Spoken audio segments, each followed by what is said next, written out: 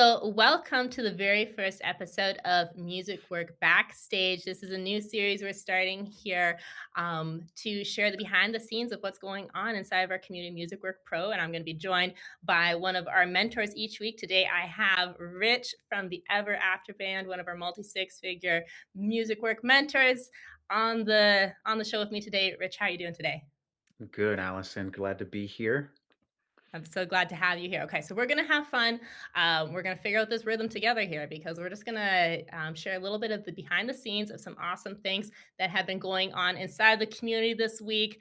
Get some reactions on that, celebrate some wins, have a little chit chat about the music biz and all of that fun stuff. So let's rock and roll. We ready? Sounds Okay. good. Starting out. Let's start with so I was scrubbing through the community and also through our Instagrams, and I got to give the luxury post of the week to Elijah. So let's check this out together and react to this one together. I'm going to give a little screen share. I mean, look at this. Perfect. Talk about luxury, right? Everything about it from it's cinematic, Yeah. it's the colors are gorgeous, the framing Yes. is gorgeous. Yes. I mean, this is the type of content that doesn't just happen. There's a lot of preparation that goes behind this. I mean, look at these. What do we call this? Daytime fireworks? Drone shots, it's it's Gunshots. it's perfect. Shout out to Elijah there, one of our members on the most luxury post of the week. I thought that was absolutely fabulous, and a great thing for everyone to learn from. So great job there. All right, so next I want to show our one of our community members wedding music signs. I mean, I just felt like who puts in that much effort? This looks so good, eh? I love that. When I the even the color choice of the Right? font and the way it's lined up with the harp, Yes. it's so photogenic. It flows so nicely that it's so cohesive. Yes, yes, a huge shout out to Evelyn on that gorgeous work of art. I asked her how she made that, and she said, like, "Oh, I just didn't sleep one night, essentially." She did the acrylic sign and had to, like, measure out all the letters to make it look really good, so, Oh, wow, uh, she made that herself. she did it herself, and that's why I was super Wow. impressed because, yeah, we go to these wedding shows and, we're trying to make an impression, we're trying to, like, play our music, but the visual aspect is sometimes this big question mark. I'm curious, what's your opinion on, like, wedding shows and setting up booths and signs? Rich, what has been your approach? Yeah, well, before that, I just wanted to say, like, I love that that sign is DIY because I think Yeah. it's like a perfect example that you don't always have to, call up a custom sign company, to make some as long as you know your brand and you know exactly the image you'd like to give off.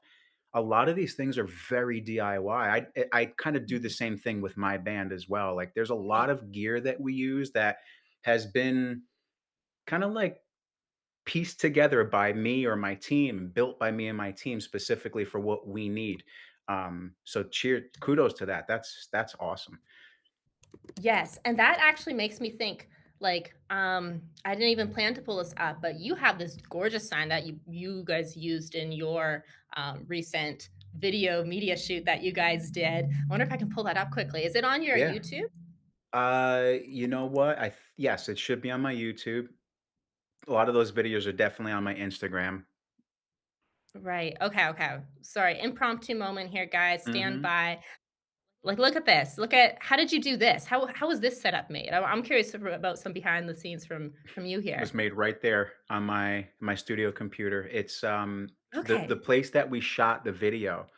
One of the big reasons why I went with this company was because their visual production elements were kind of built into the package. They were add-ons. Oh, So amazing. they had the 2 high def screens on the side, and they had this giant LED backdrop that you can utilize Oh, for kind of an upcharge.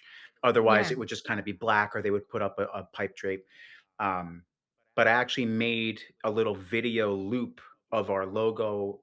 You can't quite see it unless like certain angles you can catch it, but there's a yeah, little sheen that's like animated over the logo and like a couple of like star drops that are going in the background just for a little extra yeah. energy. But yeah, that visual sign is actually a giant LED screen.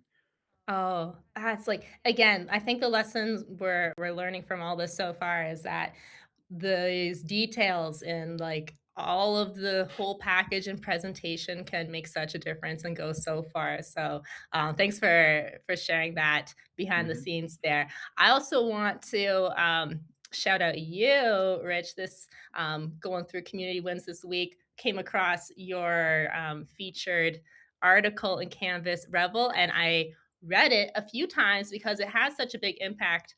Like it was just like so well articulated. And give a quick screen share here of it right now. Oh, But thank you. congrats on this. And I want to talk to you about it a little bit. I was talking to some of our other members about that really kind of struck a chord with a lot of us was like this concept of unlearning.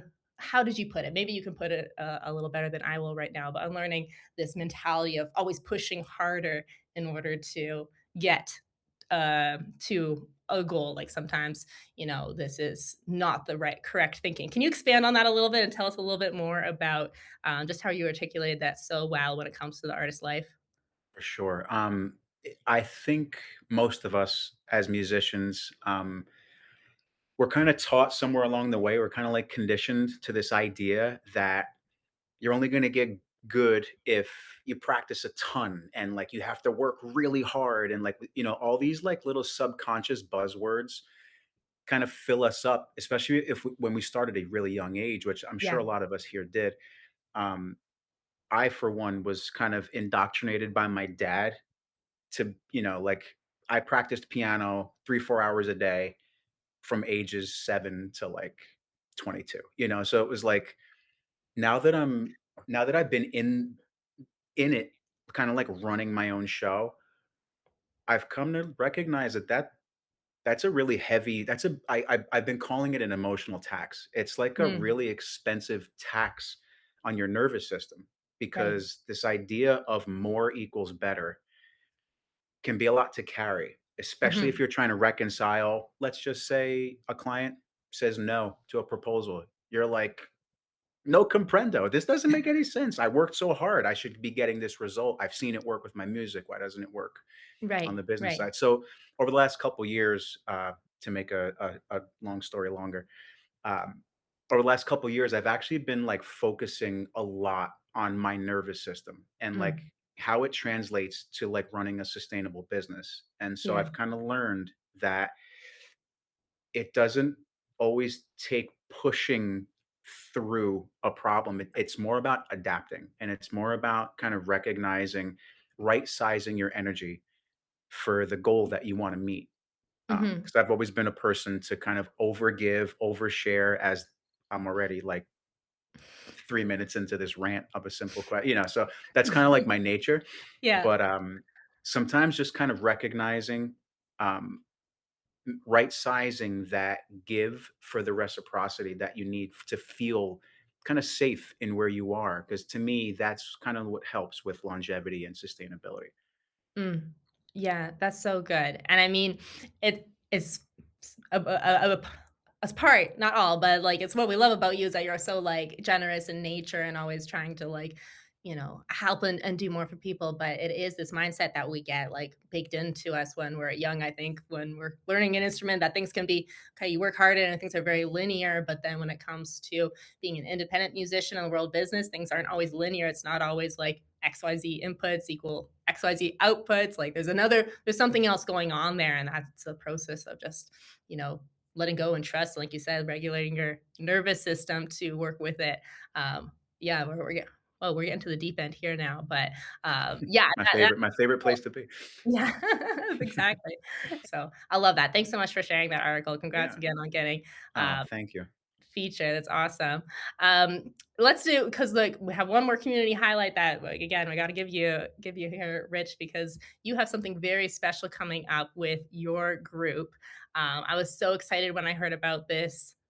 Event that you guys are putting on. So you guys do like luxury weddings and events, and everyone's always like, "How can we hear you again? How can we relive this?" And you did it, and you are going to put this concert out on coming up on Valentine's Day. So, a huge shout out for this. I'm super excited about it. Can you tell us a little bit about this concert that you have coming up? Yeah, so the genesis of it all was one of the couples whose wedding we had done a few years ago Yeah. posted like a random story and tagged us in it. And it was like the cutest thing. They were on a vacation together, like celebrating their anniversary. They were on some island somewhere. And all the story was literally like cell phone footage from their hotel room, like gazing down the window toward the hotel restaurant or bar or club or whatever it was. And you can see through the window and kind of hear that there was a band there.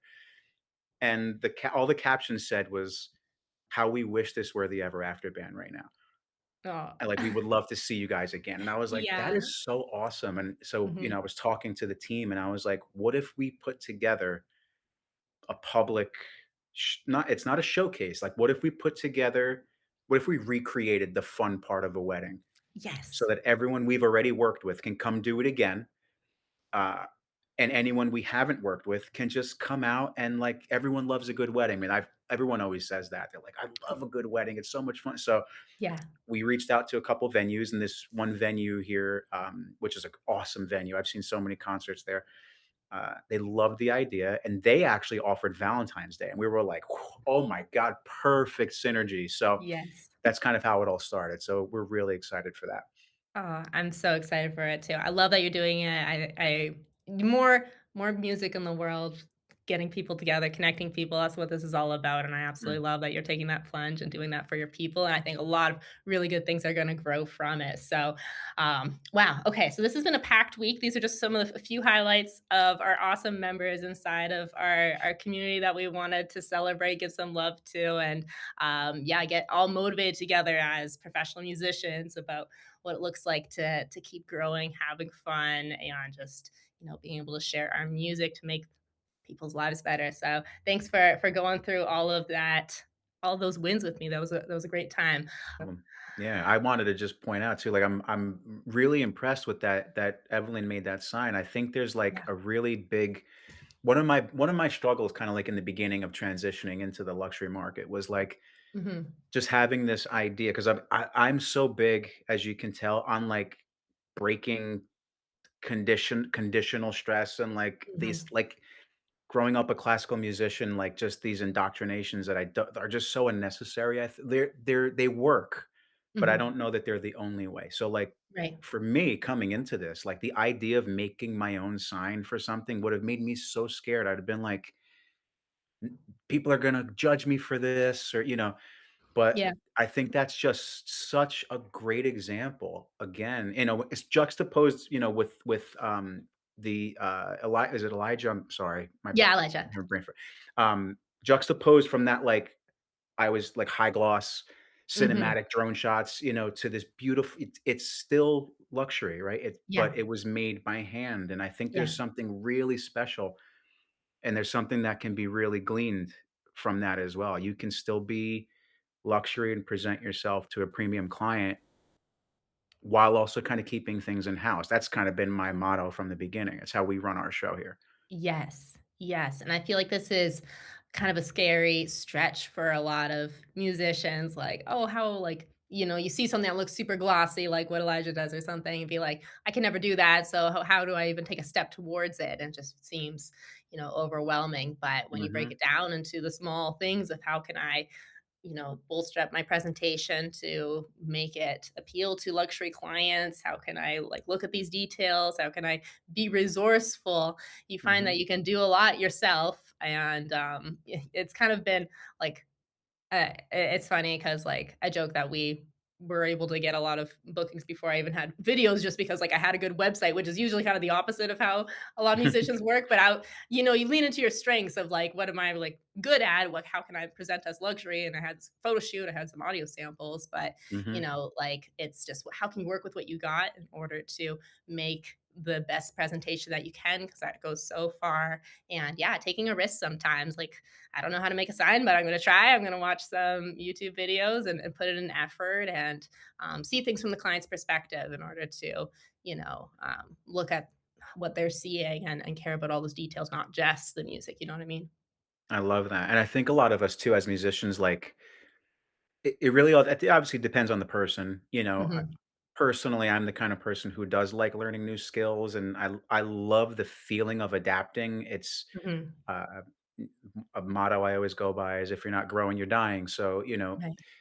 I just love even during, the pandemic, first thing for me was everything got shut down. Oh my God, I'm out of a career. This is all I do.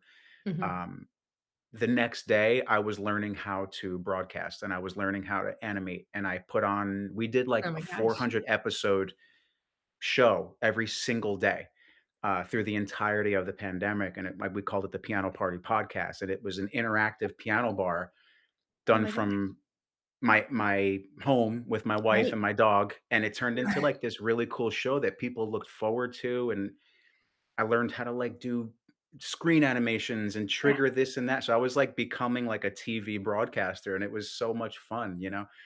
And I'll always look back on that fondly. So I just love being able to kind of learn all the aspects that make what I do, like, special for me. Yeah. Well, first of all, you're just full of all these, like, amazing, like, surprises of cool things that you've done. I would love to can we make that happen again? Launch that show again? That sounds so fun. That's We've been amazing. talking about it. Yeah. It's been a thing We here need to because bring this even though back. it's, like, 6 years beyond, people still will send messages. They're like, "I hate to say it, but, like, I loved that." Like, that was it was the pandemic and everyone was really stressed out, but, like, I missed that show, and, Yeah. it was really fun to do. Yeah. It's a very similar story to my friends maybe you've met, or heard of Acute Inflections, and they started doing live streams over the pandemic too, and this, Mhm, like, grew this huge following through the mhm. process, and now they, like, tour constantly because, like, people are like, "How do we hear you?" And it just kinda, like, you build this demand, and then it just kinda, like, when the opportunity came, it just popped, you know what I mean? So Yep. sometimes we don't know when we follow these interests where they're going to go, but they can like build that pressure that leads to something else and like creates that momentum. So I'm sure you've Yeah. seen that. I know you've seen that cycle through in a lot of ways with your Absolutely. career. Yeah. And the opposite, if I'm being honest, since we're just conversing, but like, even in college, one of my gripes with studying music in college was I kind of always recognized I'm like, I'm learning a lot about music and I'm definitely growing as a musician, but like what's gonna happen when I graduate? Like, I don't really know how to fend for myself in the wild. Like I wasn't personally taught that in my program in college. So like for me, it's always been a big thing. To at least know how to be self-sufficient as a musician so that Mhm. if I get to a point where I no longer need to rely on myself for certain things, great. But I don't like I know a lot of musicians who are kind of programmed to say, like, that's not what I do. Mm, I'm a musician. yeah. They draw a hard I don't line. run sound. I don't know how to run sound. And I'm like, well, you might want to learn Yeah. because it makes booking a lot easier, for starters. You can expand your network twice as fast, so for me, I've just always loved that aspect, so seeing it here in the community always really makes me light up.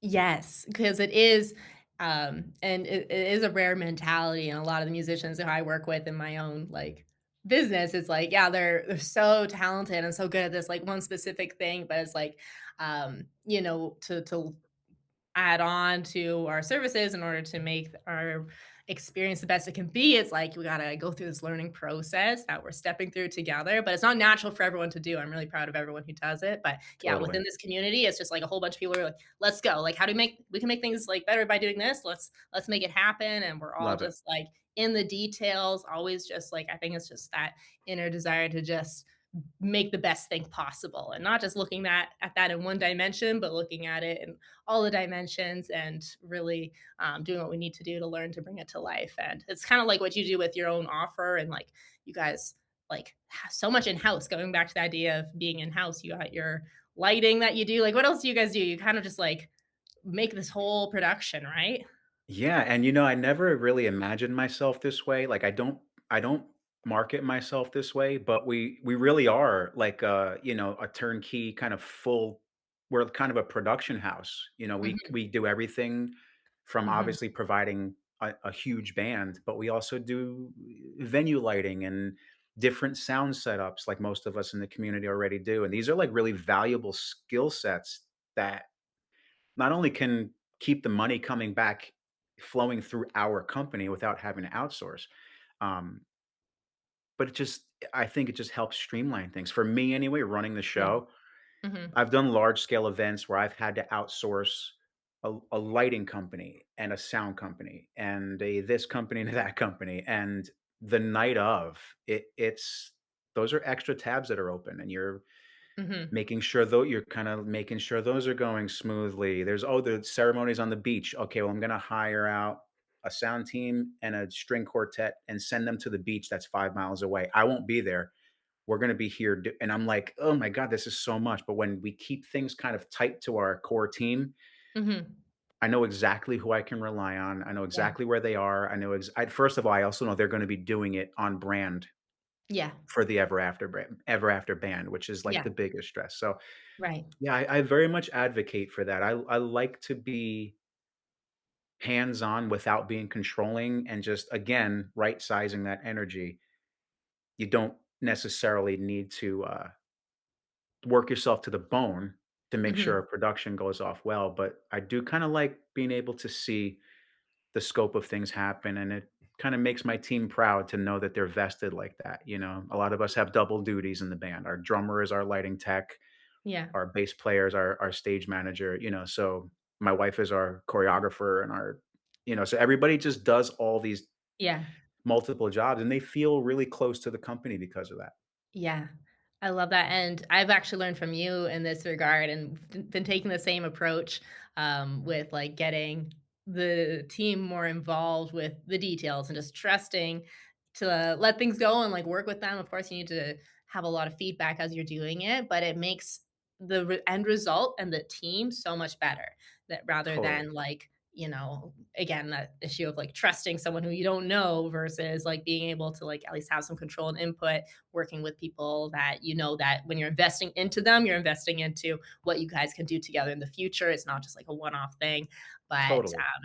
it really compounds that way when you take the time to pour into people that way. So I love that mentality. Definitely, and it's full circle on their end too, like, from the team's perspective. One of my horn players said to me the other day, a couple of the guys in my band do some side work with other bands, with Mm, agencies, which I'm very well versed in, and I've not really had, good experiences in some of the higher end agencies.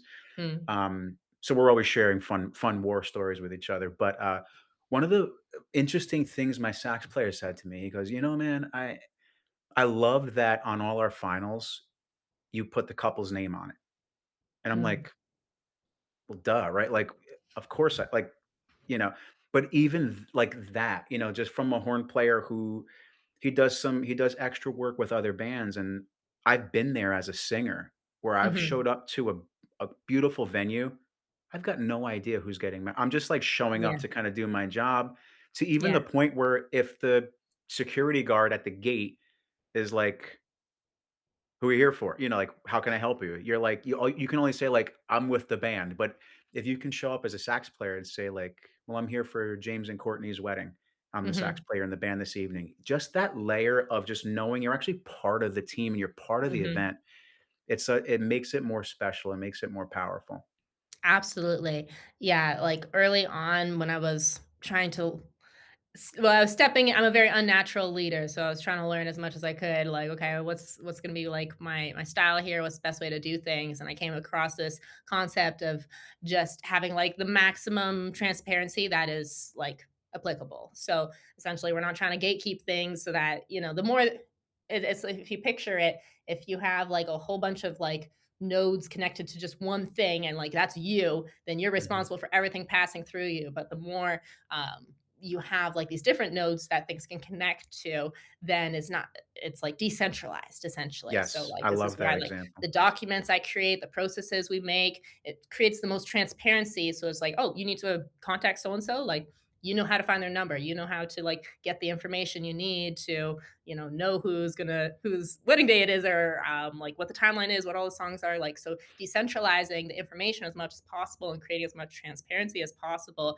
really makes the team feel empowered, and also like alleviates you being like the throughput for absolutely everything. So it's kind of like something where you got to let go a little bit. And sometimes, like, oh, am I sharing too much? But, depending on the position, it's just like I found like the more trust and transparency you give people, like the better the relationship is and result is, because you're showing them like the whole picture of what they need to know to do their job well, and that shows trust. So yeah, that's something that's kind of been a little bit of a guiding principle for me too, that I found to be really helpful. I love that, and, like, Yeah. on theme, it's kind of like a central nervous system, right? It's kinda Yeah. like you're kinda generating, all the Mhm. information that needs to be shared with all the limbs and all the organs and everything else that the entire body can operate, in an alignment. Yeah, exactly, Yeah. exactly. Well, this has gone differently than we expected, but it's been fascinating. Absolutely loved it. We're gonna keep working out our rhythms if ever gonna do this talk show here. But thank you so much, Rich, for hopping on and for just having a little chit chat about the highlights in our community that have happened this week, and some things we're looking forward to and learning together. So appreciate you so much. So thanks for being here. Love it, looking forward to doing it again.